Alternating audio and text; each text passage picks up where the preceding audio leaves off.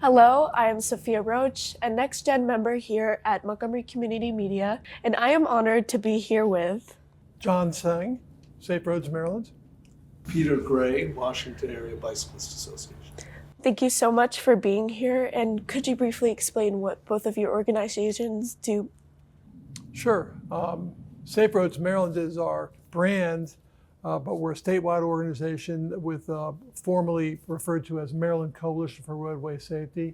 So we are a nonprofit, not a charity, but 501c4 designated. So we've been operating over the past 8 years now, and our goal is to work with all the key parties in the state, whether you're a driver or whether you're an elected official or what have you, to bring that fatality rate in Maryland down to zero. And for you? Washington Area Bicyclist Association is a group that started in 1972. It right now is 30 staff members, $3 million budget. We do work in Northern Virginia, District of Columbia, and Prince George's County and Montgomery County. I am the Maryland organizer, and WABA seeks to advocate in the region for biking, walking, and accessing transit as the best ways to get around in a just and sustainable manner. That's very inspiring. Was there anything that pushed you towards this work? Was there a moment that you had where you realized this is what you wanted to do? Well, my moment was when my family and I lived right on the Maryland 200 Intercounty Connector, bordering that from our community. And we lived there for 25 years total, but after 12, 13 years is when they began the construction on the ICC, it's called. And at first the noise wasn't bad, the speeds weren't bad, but after a few years, unfortunately, renegade and rogue bikers, motorcyclists, operating illegally were doing speeds up to 150, 175 miles an hour on the road, really taking it over as their own private drag strip. And with the illegal pipes and making all sorts of noise. So I decided then, reached out to District 19 Senator Ben Cramer, and happy to report 4 years later, there's speed enforcement taking place on the road, and we've been thanked by the Maryland Department of Transportation Police for our advocacy in working with Senator Cramer. But that was the beginning of our organization. That's wonderful. For me, my involvement with bike advocacy and active transportation in general started when I was biking on the Capitol Crescent Trail, and there was a segment of it east of Rock Creek that would become rather silted and kind of muddy every time there was a storm. So I went to a meeting for the Coalition for the Capitol Crescent Trail, and I think I was the first non-board member that had come to a meeting in many, many years. And I made my complaint, and then their reaction to me was, "Oh, you should be on the board." So that sort of started my journey into being a bike advocate.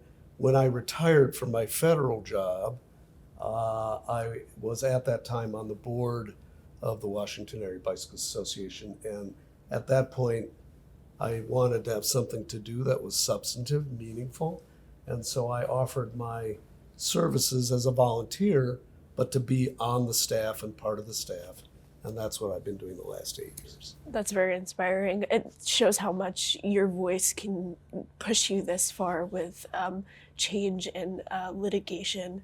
Can you explain what some of the biggest risks are for newer drivers or even experienced drivers in this current day? I think the biggest risk for drivers is the sort of cultural need for people to be in a rush. If we weren't all in such a hurry, I think we'd be much safer as drivers, and I say that myself as somebody who drives a car occasionally. And of course, we all sort of experience that the traffic issues and congestion issues in the area just seem to keep getting worse because more people are driving, and people feel they need to have every single person in the household has to have a car. We're trying to promote a vision where there are other options that are as good or better. So frequency of buses coming by, a more regional train service, but also more spaces on the road that are actually safe. People will use their bicycles not just for recreation, but for transportation if they feel that it's safe. If there's a parking spot at the end of their journey, if it's safe from the point they leave their house to the point that they get to the doctor, to school, to a movie, whatever it is. And so building in those gaps that exist right now, we're all in these little cul-de-sacs where it's safe to ride around our neighborhoods, you know, in the blocks around us. But then you have these barriers like state highways, like Georgia Avenue or Colesville Road right near here, where it doesn't seem safe. And so we need to create more separated spaces for people biking and walking, wider sidewalks, protected bike lanes and the like. I definitely agree with your statement about American work culture and how that rush and hecticness projects onto the way we drive as well. But you were also talking about biking, and have you seen any changes with more people biking and walking? Absolutely. I mean, I think that if you just walk a few blocks from here in either direction, there are now protected bike lanes. There are other ones that are going in along the Central Business District in Silver Spring, along the Central Business District in Wheaton. There will be, 3 more miles of protected bike lanes. That'll make it easier for people to get, say you're on a trail, which everybody perceives as safe, but then you want to go into a business or an office in Wheaton or Silver Spring. Now you'll be able to get all the way there on these protected lanes. If you look at what's happening in DC, that's an even better example, where the District of Columbia is committed to getting people out of their cars and onto alternatives. And so the amount of bike infrastructure that's going in there every year is just astonishing. We're lagging a little bit in Maryland on that. In Montgomery County, they're making efforts, but they need to fund more of this and put more emphasis and dollars behind better walking and biking and transit. I agree. That's a good point. So let's talk about teen drivers specifically. Is there one habit or mistake that you see teen drivers making in Montgomery County? Well, I'll say, what's fresh in my mind, Sophie, is that when my wife and I were educating our now grown children, but a daughter and a son, I'd sit in the passenger seat, my son or my daughter's driving. And the first thing I'd say to them and remind them of is, you are scheduled to have a crash. Your job is to delay that or put it off as much as possible. You need to be driving on the defensive. The last thing you need is to put your life at risk, and especially disappoint greatly your mother and me by doing things that are stupid. We were using real words at the time, and so your job is to avoid that at all costs.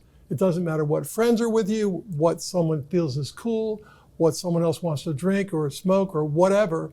That is your sole job when you get behind the wheel of the car.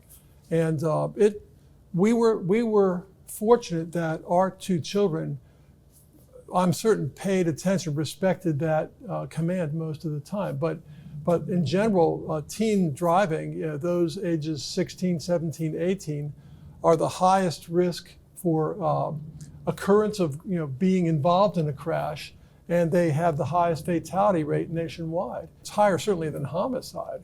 So we're all about preventing fatalities, injuries, and crashes on Maryland roads.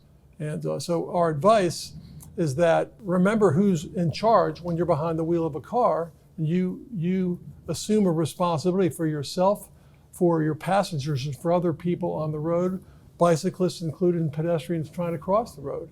And if you're a passenger in a vehicle, this is something that we don't hear a lot. I don't know about you, Peter, and you see even an adult driver, possibly a parent, texting while driving, drinking and driving, or speeding. It's okay to find the right time, respectfully, to say, I don't really, I'm a little bit nervous when we're passing everybody else or cars are honking at us, mom or dad or caregiver, whoever they are. It's okay for a child to speak up, because if your life is being put at risk, and then as a teen driver or as a passenger with another teen driver and they're doing stupid things, it's not uncool to be asked to step out at the next corner and call for a ride. I guarantee you do that, you will live. As the rest of your cool friends drives off under the influence or whatever, maybe the odds aren't so good in their favor. So, Do you have anything you would like to add? I think, for teen drivers, I think about when my kids were starting to drive. And I think that the message has to be, one, it's okay if you're a little late. Don't be in a rush. Don't take risks that if you're all unsure, making that left in front of oncoming traffic isn't going to necessarily work out well. Hold off. And also, it's just, there are so many different intersection treatments and types of roads in Montgomery County. And you really, when you're starting out driving, you really have to take a beat and assess, well, this isn't something I've been on before. I need to deal with it this way. And to be able to keep your focus on the driving, not the radio, not your phone, not consuming substances. You have to focus just on the fact that you're behind the wheel of a several thousand-pound vehicle and you could hurt yourself and others. I agree. We live in a condensed metropolitan area. There's so many signs and area-specific rules that we just really need to focus, stay in the moment, don't get distracted. I like the point where you brought up your parents and role models that you look up to, who are the ones who are initially teaching you how to drive. Do you feel like older drivers dismiss and put off rules where they feel like it doesn't apply to them because they have been driving so long? Do you see this as an issue? That, I think, is part of it, Sophie. I think, but another problem factor that fits into it is the decline in law enforcement on the roads. And so I like to share with friends, if you remember, several decades ago, the movie Jurassic Park, when the dinosaurs later in the movie realized the electricity was off in the fences, they disobeyed, they broke through the fences, and it caused a bit of damage. So when you have visibly reduced enforcement, really ever since the pandemic and with other societal issues that law enforcement needs to address, it's had the unwelcome and unsafe effect of reducing their ranks. So they are prioritizing, we hear this directly, it's not my opinion, they're prioritizing what they describe as more serious crime. But the crime on our roadways, when you violate the speed limit or you drive distracted or DUI, is a crime. It's roadway violence, and it deserves enforcement. And I think when otherwise good people see enforcement, it's a reminder to them, it is a public roadway. When you're misbehaving on a commercial airline or even a commercial train, someone in a uniform will come up to you, and we don't have that as much on the roads today. I think that the most effective enforcement, though, is going to be placement of more speed cameras and red light cameras. Automated traffic enforcement can be an enormously effective tool. There's a stretch of road between the Beltway and downtown Silver Spring that on George Avenue used to, normally people were going, speed limit was 35 and people were always going 40, 50 and more. Once they put in speed cameras and the people that were going on that road all the time got tickets, that had the effect. And so now you're driving on there, people still speed a little bit, but they're not going 40, 50. They're really staying, and there are even people who are going to the speed limit, which was now 30 miles an hour. So I think that the state needs to do more to allow local jurisdictions to use that tool all over the county, not just in school zones or, whatever the restrictions are. And Safe Roads Maryland is 100% behind automated enforcement. And what we've run into, though, is there's this very loud and I think misguided minority who feels, well, these are just a scam. It's just money makers for these companies, money makers for the government. And I point out, in Montgomery County, and I believe across the state, there's a 12 mile per hour allotment. So in a 35 mile an hour zone, you can be driving 41 miles an hour in excess of the speed limit and still not be cited, as Peter's pointing out. So I'm thinking to this minority that just can't live with automated enforcement citing them. I think they see it as an encroachment of their rights or their privacy, or they don't like getting the ticket. It's embarrassing maybe. But the problem is, this is not your private roadway. It's a public road. You need to apply and be approved for a driver's license. The government requires you to have insurance on the vehicle. You're required to have vehicle. There's nothing private about this road that entitles you to speed. And whether it's automated enforcement, which we are 100% behind, or human enforcement, which somehow, I ask these people, were you complaining about when it was a traffic cop stopping you that he was just trying to line his pockets, or was he part of some corporation that was just looking to take money from you? No. Whether it's technology or human beings, they're there to enforce the law for everyone's good. And so for teens to understand, for youth to understand that this is an environment just like a park or the earth. And it's an abuse of this environment when you speed and when you practice other unsafe driving behaviors. It's roadway violence is what it is. There's no two ways about it. I agree. We should stop thinking about the safety of ourselves solely and being selfish about what we believe, what decisions we make on the road, and start being more self-conscious about how other people react to our driving. I think that's a very good point. And also, I think it's a good time to do a quick take round. I'll be asking some questions, and you just say the first thing that comes to your mind. Ask Peter first. Ask me. What's the most underrated safety feature of a car? Signals. You see all the time. I mean, you see it mostly a lot, almost universally in parking lots.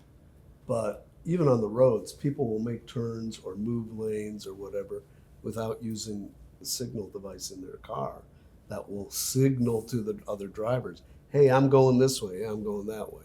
So I think that's pretty underused and underrated. Okay. It's not, Sophie, it's not really a safety feature, but it is a device in the car. Your right foot goes on the gas pedal. Take it up. You don't have to be speeding everywhere you go. I drive the speed limit. It would be bad form if I didn't drive the speed limit when I, represent a group called Safe Roads Maryland. And if people are tailgating me, I try not to let it bother me. It's bullying, really, like just the same as many youth face in school, or enough youth we hear about bullying in school, but it's bullies on the road that don't care about their own safety or anybody else's. But I refuse to be bullied. I'm driving the speed limit in the speed limit zone, and I see no merit in me trying to keep up with the flow of traffic on 270, for instance, going 65 to 70 miles an hour. I won't do it because I shouldn't, but also it's higher risk that I'm not willing to take of having a crash. And very certainly, if there is a crash, there's a greater risk of more serious injury or even fatality. The numbers are there. It's indisputable. I agree. What's the biggest myth about being a good driver? Maybe for teens, it might be easier to speculate because it's been a long time since I've been a teen, but I would say there's a bit of a pack mentality. I hypothesize that it's cool to see if you can get away with something. And so here, you're borrowing a family car, And it's kind of cool to be a bit run over that line, that speeding line or that legal limit line, things like that. I think that is cool until you kill someone. And then you are hopelessly, permanently uncool for the rest of your life. I know on our board, and maybe on your board too, Peter, but we have a board member who lost her daughter in a bicycling. She was out biking or training for a half marathon, I think it was, and a drunk driver hit her from behind, dragged the bike all the way home, parked in the garage, went out later to look underneath her car and said, "Oh, I guess it wasn't a deer that I hit." So this woman who's on our board said, "John, there's never a morning where I wake up that I don't think that this just happened to me." And so this is what you think in the moment is cool, but you will carry a curse the rest of your life, not just for you, but for anybody else affected. I think the biggest myth is that driving is right. Really, it's full of obligations and requirements. You need to get a license. You need to pass a test. And if you do something wrong, that right it isn't an absolute right. It's something that should be taken away in certain instances. There's a bill that we want to see pass the legislature that would apply to people who get a certain number of speeding tickets or speed over 40 or more miles over and it's called intelligent speed assistance. And what it does is it puts a judge will deal with somebody in that context and say, you know what, you've lost the right to speed. It'll put a device on your car that will know what the speed limit is, and it won't let you go more than a certain amount over that. And so this myth that it's my right to have a car, it's my right to have this independence, whatever. I think we're very focused on that in this society, and I think we need to focus more on the fact that it's comes with a set of obligations, and that it's not necessarily the best way. Certainly not the best way for the future of the planet to be getting around. We should be trying to conserve our carbon use, and so. But this idea that it's my absolute, right after I'm over 16, that is a myth. Yeah, I mean, you look at the media we're bombarded with, whether it's commercials, ad buys for new vehicles. You never see someone puttering down the street and signaling, looking both ways, and then they turn right. It's always, or even in gaming, it's sport. And so the problem occurs when you move from the artificial and the media world to the real world, three-dimensional. How much of the sport and adventure and sort of excitement, the need for speed, do you transfer from behind your game console or computer behind the wheel of a vehicle? That's a teens today need to realize that it's not a game. It's the real world, and the real world crashes harm you, where in gaming, you might not get that extra game. So there's a big difference. I agree. We definitely need to separate those two things, especially with teens. Responsibility is something that needs to be in the front of our mind always. That is all that we have for today. Thank you so much for joining us. I have learned so much. What you said about the bill that is being passed, very surprising to me. I've never heard that, but it's definitely a way how we can move forward to being more safe on the road, not just with new drivers, but with old-time drivers as well. Thank you so much for joining us and sharing what you do for our community. I have learned so much, and I hope everybody watching has as well. What's next for younger people with this topic? Well, thank you, Sophia, for having us both on. What's next is that Safe Roads Maryland can use volunteers. We talked about that a little bit earlier. Our website is www.SafeRoadsMD, like Maryland's MD.org, and you can take the Safe Driver Pledge there. You take that Safe Driver Pledge, I like your odds at never having a crash. But also we could use volunteers who are really good at digital media, other communicating, resonating with your peers, the need to stay safe on our roads, and it's not a passive, it's a proactive need that we have. So we're looking for ideas in youth and credibility. So thank you.